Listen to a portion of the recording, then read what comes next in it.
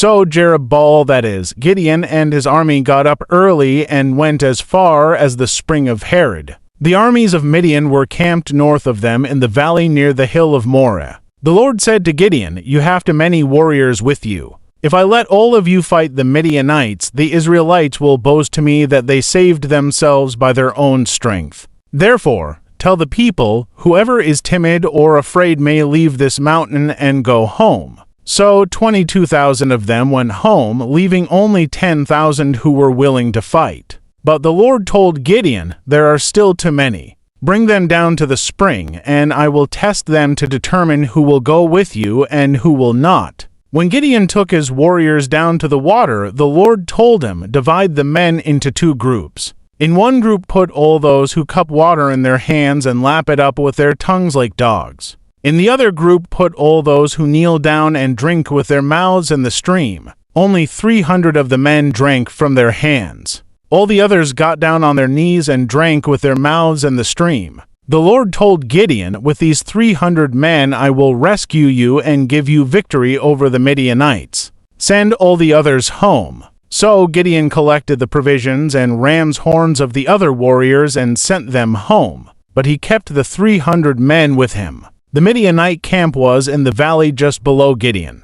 That night the Lord said, "Get up. Go down into the Midianite camp, for I have given you victory over them. But if you are afraid to attack, go down to the camp with your servant Purah. Listen to what the Midianites are saying, and you will be greatly encouraged. Then you will be eager to attack." So Gideon took Purah and went down to the edge of the enemy camp.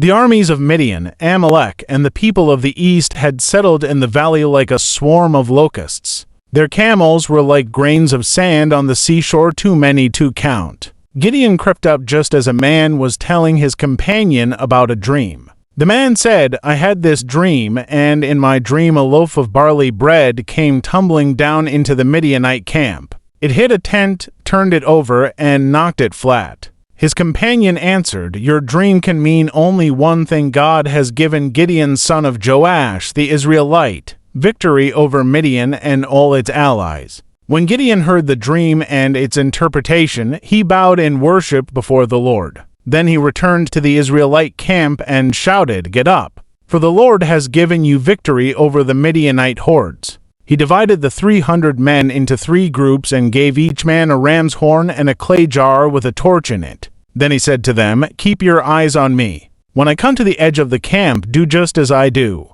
As soon as I and those with me blow the ram's horns, blow your horns too, all around the entire camp, and shout for the Lord and for Gideon." It was just after midnight, after the changing of the guard, when Gideon and the 100 men with him reached the edge of the Midianite camp. Suddenly, they blew the ram's horns and broke their clay jars. Then all 3 groups blew their horns and broke their jars. They held the blazing torches in their left hands and the horns in their right hands, and they all shouted, "A sword for the Lord and for Gideon." Each man stood at his position around the camp and watched as all the Midianites rushed around in a panic, shouting as they ran to escape.